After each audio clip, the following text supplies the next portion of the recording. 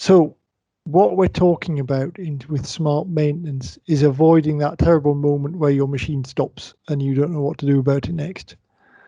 Downtime is always a nasty surprise. You don't want your machine to stop, whether that's a ship motor, whether it's a pump, whether it's a cleaning system, whether it's a production facility, whether it's a wind turbine, whatever it is, you want it to run as long as you need it to run for. You only want to do maintenance on it at the times that you choose, not when it decides to stop on you, because any sort of downtime that's not expected will bring costs, penalties, delays. You really want to avoid that. So in order to do that, we promote what we would call knowledge-based maintenance.